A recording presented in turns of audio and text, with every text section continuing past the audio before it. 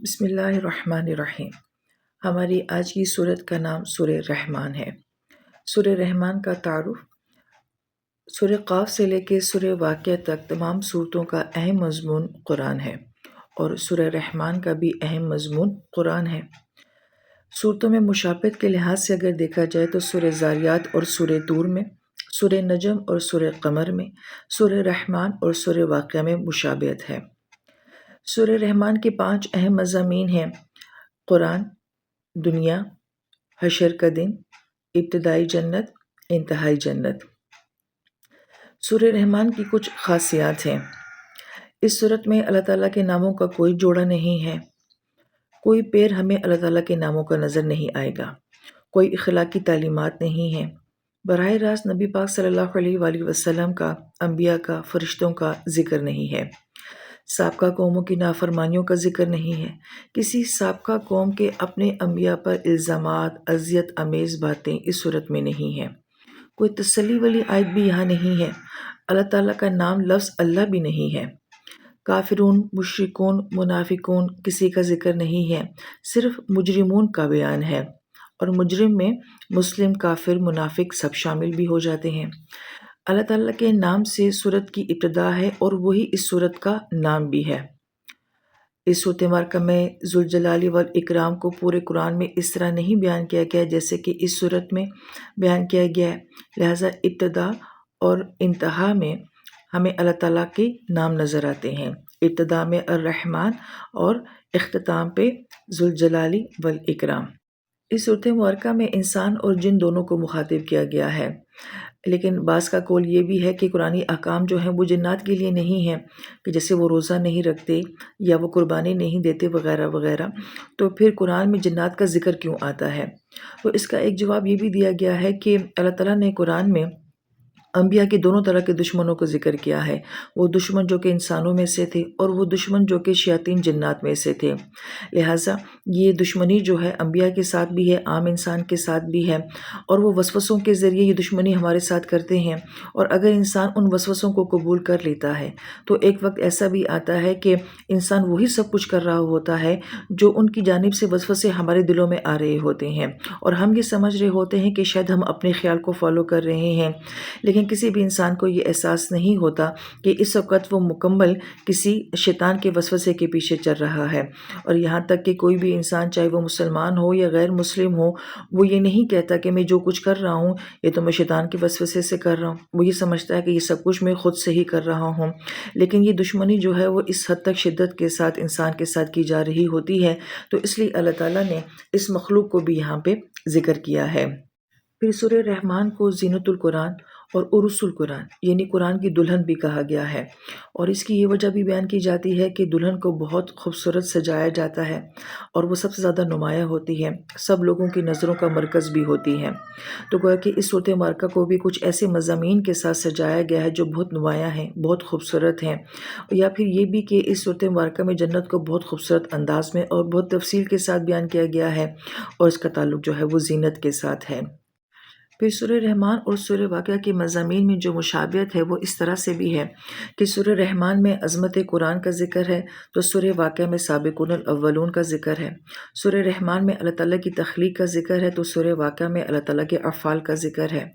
پھر سورہ رحمان میں یوم حشر کا ذکر ہے، تو سورۃ الواقعہ میں اصحاب الیمین اور اصحاب الشمال کا ذکر ہے۔ سورہ رحمان میں 2 طرح کی جنتیں سنائی گئی ہیں، تو سورہ واقعہ میں بھی 2 طرح کی جنتوں کا ہمیں ذکر ملتا ہے۔ پھر ہم آتے ہیں سورہ رحمان میں لفظ رحمان کے اوپر، جس کا مادہ را، ح اور میم ہے، اور یہ رحم بنتا ہے، اور ماں کی بچہ دانی کو بھی رحم کہا جاتا ہے۔ لہٰذا اس لفظ کے ساتھ بہت سارے تصور جو ہیں وہ جڑے ہوئے ہیں۔ پہلی بات تو یہ کہ اللہ تعالیٰ کی جو قیمتی مخلوق انسان ہے، اس کل کائنات میں اللہ تعالیٰ کو جو جگہ سب سے زیادہ مناسب اور خوبصورت لگی، وہاں اللہ تعالیٰ نے اپنی اس مخلوق کی تخلیق کا عمل جو ہے اس کو رکھا، اور وہ ماں کا رحم تھا۔ تو اس کا مطلب ہے کہ ماں کا رحم جو ہے اس کل کائنات میں سب سے زیادہ محفوظ جگہ تھی کہ جہاں پہ ایک انسان کی تخلیق کو ترتیب دیا گیا۔ پھر ایک اور خوبصورت تصور یہ کہ جب بچہ ماں کے پیٹ میں ہوتا ہے تو اس کو جو کچھ بھی اس وقت اپنی تخلیق کے لیے، اپنے وجود کے لیے چاہیے ہوتا ہے، وہ سب کچھ اس کو ماں کے رحم میں میسر ہوتا ہے۔ اس کا کھانا پینا، اس کے جذبات، اس کا دماغ، اس کے جسم کا ہر عضو جو ہے وہ خوبصورتی کے ساتھ اور پرفیکشن کے ساتھ ماں کے رحم میں بن رہا ہوتا ہے، اور اس سارے پروسیس میں اس کو جو کچھ بھی چاہیے ہوتا ہے وہ سب کچھ ماں کے رحم میں اس کو میسر ہوتا ہے۔ تو ایک وہ جگہ جہاں پہ ایک انسان کو جو کچھ چاہیے تھا وہ سب کچھ اس کو وہاں پہ میسر کیا گیا۔